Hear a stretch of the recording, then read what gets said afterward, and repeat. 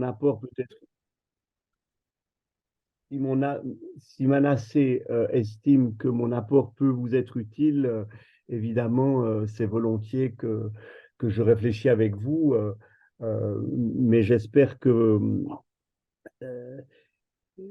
qu'à aucun moment mon regard sera comme au-dessus, comme si je savais mieux que toute personne haïtienne ou connaissant vraiment en profondeur la réalité haïtienne. euh, il n'y a qu'une personne haïtienne ou telle qui peut proposer un regard en profondeur. Je ne puis que réfléchir d'à partir de là où je suis et suite à mon propre parcours. Comme l'a dit Manassé, juste pour que vous sachiez un petit peu qui vous allez écouter, euh, donc je suis pasteur, de l'Église protestante réformée en Suisse romande. Il augmentera la docilité des esclaves et la qualité de leur travail. Bien qu'il faille attendre le 19e siècle pour que cette idée se répande dans le sud des États-Unis, le christianisme diffusé et propagé protège et soutient le concept d'esclavage. Les hommes libres ne le sont donc pas en raison de leur foi chrétienne, mais parce qu'ils sont blancs. À l'inverse, les Africains descendants se voient réduits en esclavage parce qu'ils sont noirs, chrétiens ou non. Le troublant, voire l'incroyable, c'est que cela n'empêcha pas les esclaves convertis de s'approprier l'Évangile en infusant leur propre spiritualité, musique, danse, dans la religion de leurs ravisseurs. En plus de, permettez le mot, créoliser le christianisme de traditions issues du continent mère, ils infusèrent des idées radicales de justice et d'égalité dans leur religion d'adoption, au point que des esclaves convertis tentèrent d'user de leur religion à des fins politiques, exactement comme l'avaient craint les premiers opposants blancs à leur conversion. On était donc bien loin d'une religion opium du peuple. Quant aux missionnaires, ils restent désireux d'accroître le nombre de conversions, quitte à refuser la liberté de l'Évangile à la population asservie et à expurger la Bible de passages jugés subversifs. On se dit non, ces passages-là vaut mieux que personne ne puisse les lire. C'est pourquoi on adopte des lois qui soutiennent l'analphabétisme, afin de s'assurer que les esclaves ne puissent pas légalement apprendre à lire ou à écrire l'anglais. Mais tous ces efforts s'avèrent vains, car le peuple noir discerne dans le récit biblique la promesse d'une libération qui lui est adressée. Il garde mémoire de l'Exode, il retient l'exemple de figures prophétiques et il est particulièrement frappé par ce Jésus rejeté, condamné à mort, pour ne pas dire lynché. Tous ces symboles lui permettent de se réapproprier son existence, ici et maintenant, et non pas seulement de la voir restaurée uniquement au-delà de la mort. Évidemment, ces figures et ces thèmes comptent aussi pour les Blancs. Mais n'oublions pas que ceux-ci, donc je parle des Blancs, à peine débarqués dans le Nouveau Monde, ils se prennent pour le peuple élu. Ils s'identifient au nouvel Israël, au peuple hébreu d'après l'Exode, lancé à la conquête de la terre promise. En revanche, les Africains-Américains se retrouvent dans un autre moment de ce même récit de l'Exode, celui du peuple esclave en Égypte avant l'Exode. Ils s'identifient à ce peuple que Dieu promet de libérer, et cette promesse fonde leur espérance. Si donc de part et d'autre, maîtres et esclaves mobilisent le même récit, leur lecture et leur interprétation divergent radicalement. Ainsi, les Africains-Américains se donnent les moyens de repenser leurs souffrances, de repenser le mal subi au quotidien, jusqu'à les réinscrire dans l'horizon d'une libération, plutôt que d'accepter l'ordre inégalitaire qu'esclavagistes et propriétaires justifient en invoquant la Bible. Et de manière analogue, la figure du Christ fait pour l'esclave ce que le maître ne put jamais faire, c'est-à-dire reconnaître son humanité. Ainsi se construit au fil des décennies une Église noire qui exprime ses expériences, ses luttes par des prières, des chants, des témoignages, trop souvent compris comme de simples expressions cultuelles et culturelles. N'est-ce pas oublier que leur sens recèle une portée subversive à l'endroit d'un système blanc faisant passer la race avant la foi? Je note juste une ceci, c'est que dans les documents que je vous ai envoyés, que je crois Manassé vous a fait parvenir, dans le document marqué 1, il y a plusieurs textes qui font écho à ce que je suis en train de dire. Peut-être on les reprendra tout à l'heure à titre d'exemple dans le cadre d'une question, si vous le souhaitez.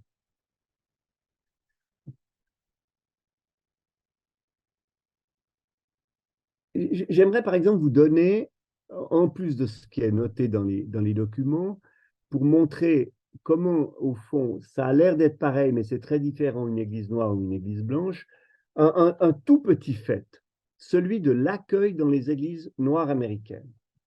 Et notamment, alors que sévissait la ségrégation dans le Sud. Ça voulait dire quoi, la ségrégation dans le Sud? Ça voulait dire qu'il y avait un système à deux étages, si je puis dire, avec des citoyens qui bénéficiaient totalement de leurs droits, et puis des citoyens de seconde classe, les Noirs. Donc un Noir ne pouvait pas fréquenter une église blanche. Et plein de gens se disent, puisque c'était comme ça la ségrégation, ça voulait donc dire qu'un blanc ne pouvait pas fréquenter une église noire. Or, ce n'était pas le cas. Un blanc pouvait tout à fait se rendre dans une église noire, célébrer avec les Noirs s'il le souhaitait. Alors évidemment, dans le Sud, ils n'étaient pas nombreux à le souhaiter, on est d'accord. Mais il n'empêche que c'était tout à fait possible. Et lorsque le mouvement des droits civiques va démarrer, certains blancs soutenant les Noirs iront dans les églises noires et ça ne posera aucun problème. Alors pourquoi cette différence?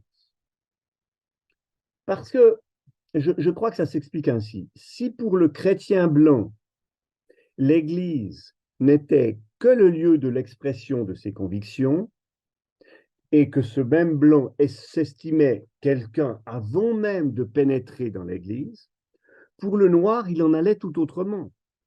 Le noir confessait qu'il ne devenait quelqu'un que sous le regard de Dieu, dans ce lieu particulier, mis à part, car partout ailleurs, dans la société, il subissait la domination du blanc. Il se voyait dégradé au rang de sous-homme, de sous-femme, voyait son être réduit à une valeur inférieure, traité comme un gosse. En revanche, dans son église, ce qu'évoque le chant qui dit Down by the riverside, avec un sens codé. Alors bien sûr, on chante un chant qui parle d'une rivière, mais en même temps, on donne rendez-vous à d'autres pour se retrouver dans cette église invisible. Et alors que grandit cette institution invisible, un séisme religieux porteur d'un message de salut de l'âme secoue les années 1730-1740, secoue les colonies britanniques d'Amérique du Nord. C'est le premier grand réveil religieux, précurseur de la Révolution américaine, qui introduit un style de culte extatique, passionné dans les églises protestantes, alors que quelques décennies plus tard, au début des années 1800, un second grand réveil augmente encore le nombre des Noirs convertis affiliés aux églises baptistes et méthodistes. Parallèlement, dans le Nord, Richard Allen, un jeune homme asservi qui travailla dur pour acheter sa liberté, rejoint en 1786 l'église méthodiste épiscopale de Saint-Georges à Philadelphie, où, on est dans le Nord, je précise, Noirs et Blancs célèbrent ensemble. Mais un dimanche de 1792, Jones se voit prier brutalement de rejoindre le banc des nègres. La conséquence est immédiate. Richard Allen et Absalom Jones font sortir les Noirs présents et peu après, ils fondent l'African Episcopal Church of Saint Thomas, l'église épiscopale africaine de Saint Thomas. Et quelques années plus tard, Allen devient le premier évêque de cette église indépendante, qui au cours des 6 années suivantes diffusa son message et atteignit environ 10 000 membres, principalement dans les villes du Nord. Et puis après, l'histoire se répète à New York, où des Africains-Américains créent une deuxième dénomination noire, indépendante de l'Église méthodiste blanche. Ils forment alors une chapelle africaine en 1796, une église méthodiste en 1801, puis en 1821, l'African Methodist Episcopal Zion Church, indépendante, très engagée dans la lutte anti-esclavagiste. Une église qui va compter parmi ses membres les magnifiques femmes Sojourner Truth et Harriet Tubman qu'on a souvent surnommé le Moïse noir, tant elle permit la fuite de dizaines, voire centaines d'esclaves du sud vers le nord. Retour dans le sud, où la révolution haïtienne de 1804 incite les Noirs à être plus proactifs dans leurs revendications. C'est-à-dire ce qui se passe là-bas en Haïti influence, mobilise aussi des Noirs aux États-Unis. Et cela inquiète beaucoup les maîtres blancs, en particulier dans le Sud.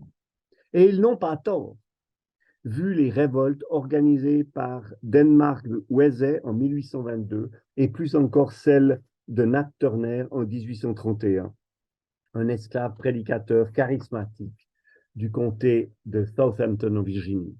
Cette révolte se termina dans un bain de sang et conduisit à l'exécution par l'État de 55 conspirateurs présumés et à l'assassinat de 200 autres par des justiciers. C'est dire qu'à l'instar de la révolution haïtienne, cette rébellion ébranla les fondements sur lesquels les Blancs justifiaient l'esclavage. À côté de ces révoltes très durement réprimées, en 1843, lors d'une réunion de la Convention nationale noire à Buffalo, dans l'État de New York, les représentants masculins de la communauté noire libre débattent âprement de la meilleure façon de mettre fin à l'esclavage, tout en étant parfaitement conscients que leur destin est lié à celui de leurs frères et sœurs du Sud. Mais est-ce qu'il faut faire ou non usage de la violence pour lutter contre l'esclavage? Henry-Louis Garnett l'estime nécessaire, à l'inverse de Frederick Douglass, qui prône un combat sur le plan législatif. Cependant, lorsque le 12 avril 1861 éclate la guerre civile, la question n'est plus à l'ordre du jour. Pour les chrétiens noirs qui ont toujours recherché dans les prophéties l'annonce de la liberté, le temps de l'exode arrive enfin, la guerre civile marque l'accomplissement de cette prophétie. Toutefois, au lendemain de cette guerre fratricide qui dure peu de temps, des changements profonds semblent s'opérer peu avant l'assassinat du président Lincoln et le chaos qui s'ensuit, qui fait la part belle à ceux qui avaient déclaré la guerre aux États-Unis et que s'instaure un système ségrégationniste pervers. On l'a souvent oublié, mais l'un des premiers fruits de la reconstruction, c'est l'éclosion d'églises noires indépendantes. Et c'est ainsi que se développe dans le Sud le seul lieu autogéré pour la communauté noire. C'est l'Église qui se développe, le lieu fondamental, qui sera beaucoup plus qu'un lieu spirituel, puisque c'est le seul lieu autogéré, va donc s'y jouer le spirituel, mais aussi le social, le politique, l'économique, le culturel, avec bien souvent un leader, un pasteur leader, qui a entre autres rôles, un rôle spirituel, mais bien d'autres rôles encore liés au social, au politique, etc.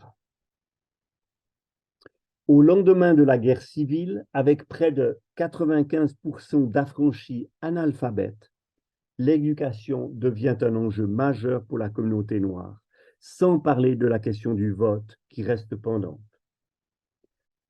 C'est clair, le 15e amendement américain, ratifié le 3 février 1870, accorde le vote aux hommes noirs, mais il laisse de côté les femmes qui devront l'attendre 1920 pour l'octroi de leur suffrage au niveau constitutionnel.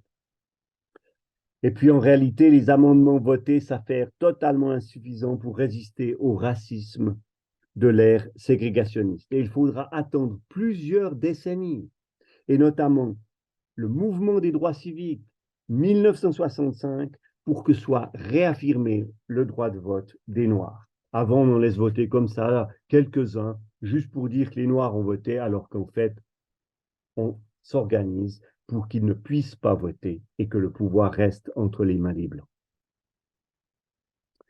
Sur le plan religieux, peu après la fondation de la Convention nationale baptiste, l'évêque de l'African Methodist Episcopal Church, Henry McNeill Turner, propose vers 1895 un sermon cinglant lors de la première réunion de cette convention réunie à Atlanta. Et il ose affirmer, écoutez bien cette affirmation parce qu'elle est incroyable, fin 19e, il ose affirmer « Je crois que Dieu est un noir.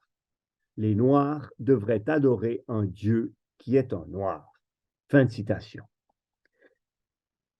En quelques mots, il met littéralement en question l'image consensuelle d'un Jésus blanc aux cheveux blonds et il dénonce l'universalité d'une telle idée et ce faisant, il annonce la théologie noire à venir. À la fin du 19e siècle, émerge, puis se développe un nouveau mouvement religieux qui met en avant la sanctification, moins sensible aux questions raciales et politiques. C'est ainsi que prend naissance sous l'égide de Charles Harrison Mason et William Joseph Seymour un puissant mouvement pentecôtiste noir américain. La Church of God in Christ, extrêmement importante aujourd'hui encore. Église qui va devenir la plus grande dénomination pentecôtiste africaine-américaine. Et puis bientôt, il y a un mouvement de masse qui va apporter d'énormes changements, c'est la migration de milliers de Noirs vers le noir, qui va changer radicalement la forme et la fonction de l'Église noire. Et là où se retrouvent tant de gens déracinés, les Églises noires du Nord fondent leur solidarité sur ce qu'on appelle volontiers l'évangile social, soit une tentative chrétienne de s'attaquer aux problèmes sociaux et économiques, tout en s'appuyant sur les principes de la Bible pour surmonter de tels obstacles. C'est d'ailleurs à ce moment-là que se fait jour la conscience autour du panafricanisme et qu'apparaît la figure de Marcus Garvey qui appelle ses disciples à créer une religion critique vis-à-vis de certains penchants suprémacistes de l'Église chrétienne et que reprendra à sa manière la nation de l'islam de Elijah Muhammad. Seulement, si on observe quelques progrès politiques et sociaux dans les enclaves urbaines noires du Nord, ces changements politiques positifs n'atteignent pas les Noirs du Sud profond. Mais tout va basculer avec le mouvement en faveur des droits civiques dans les années 1960. Enfin, il commence, vous connaissez probablement l'histoire, il commence en 1955 avec un fameux boycott des bus à Montgomery, dans l'Alabama, et je rappelle, parce que cela paraît presque impossible aujourd'hui, mais ce boycott des bus non violent durera 381 jours. Ce qui veut dire, vous vous rendez compte ce que ça signifie en termes de fatigue, de pression ressentie, de menaces, on tient, on ne va pas lâcher ce boycott qu'on est en train de vivre.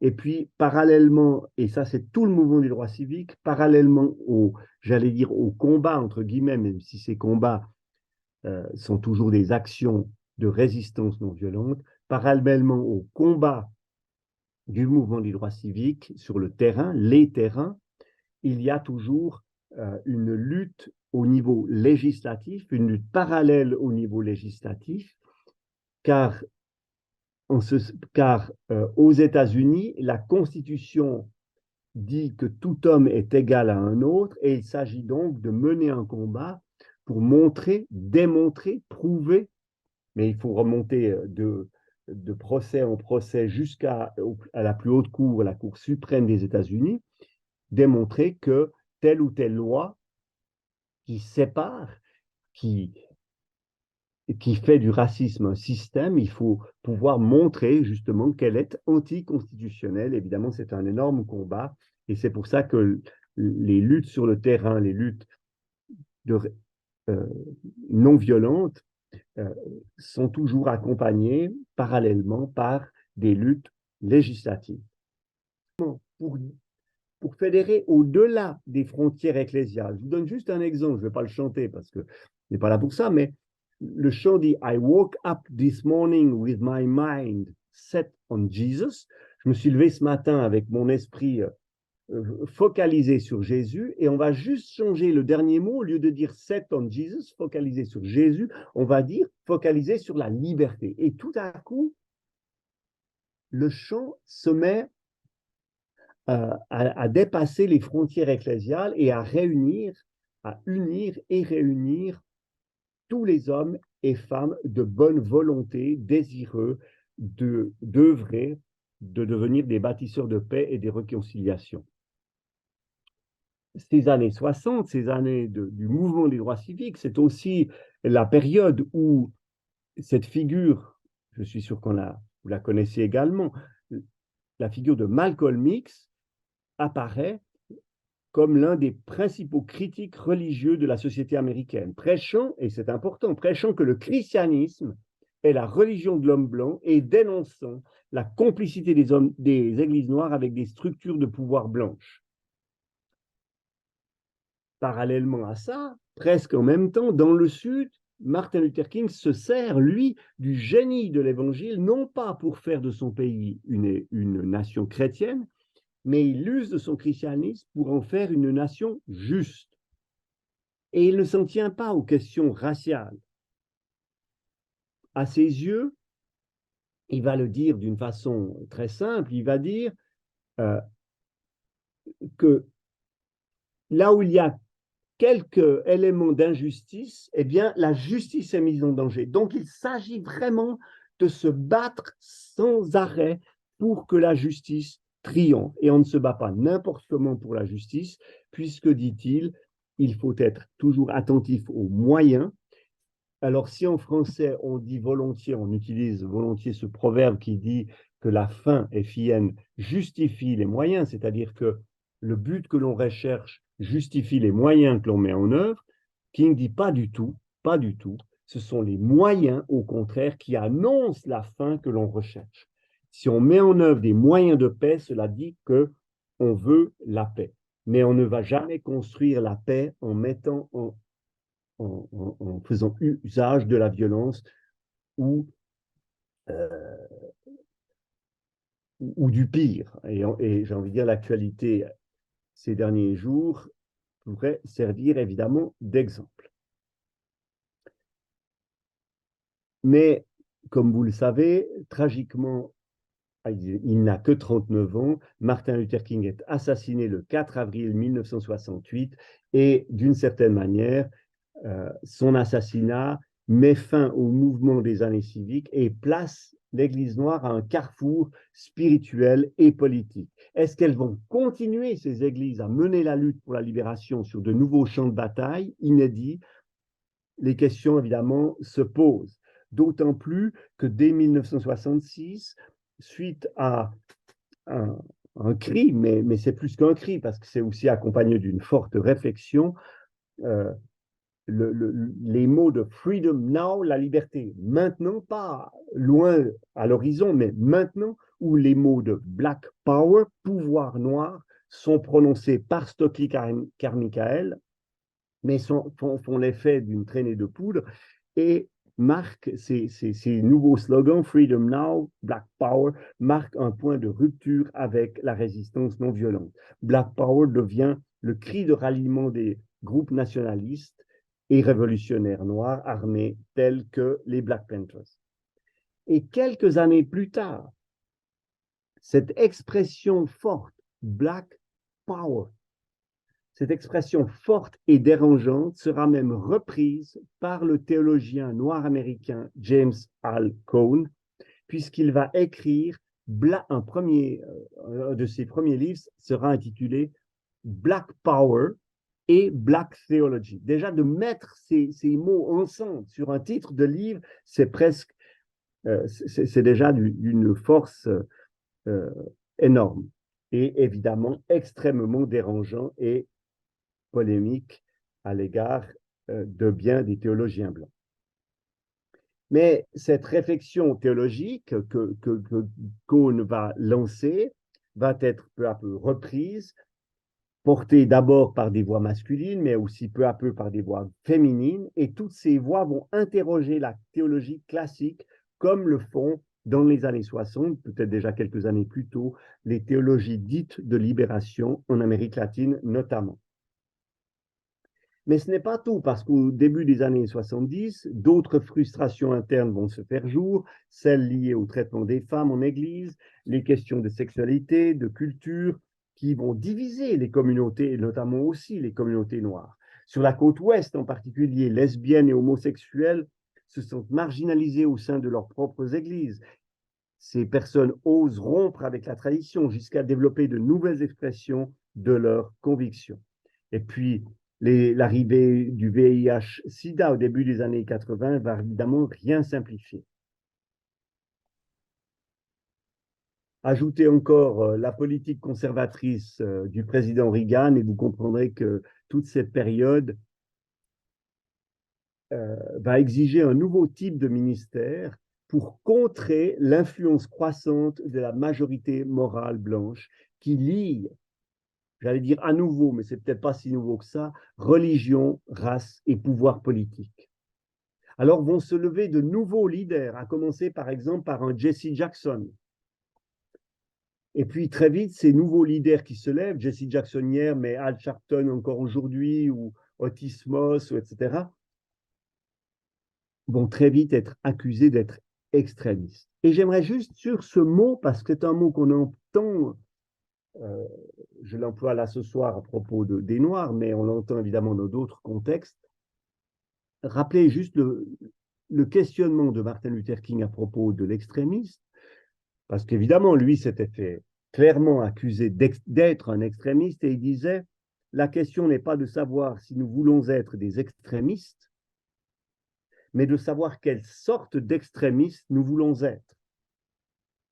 Serons-nous des extrémistes pour l'amour ou pour la haine? Serons-nous des extrémistes pour la préservation de l'injustice ou pour la cause de la justice? Au cours d'une scène dramatique sur la colline du Calvaire, 3 hommes ont été crucifiés pour le même crime, le crime d'extrémisme. 2 d'entre eux étaient des extrémistes de l'immoralité et s'étaient ainsi abaissés au-dessous de leur entourage. L'autre, Jésus, était un extrémiste de l'amour, de la vérité, du bien. Et ainsi, il s'était élevé au-dessus de son entourage. Aussi, après tout, peut-être que dans le Sud, notre pays, le monde, ont-ils grand besoin d'extrémistes créateurs? Fin de citation.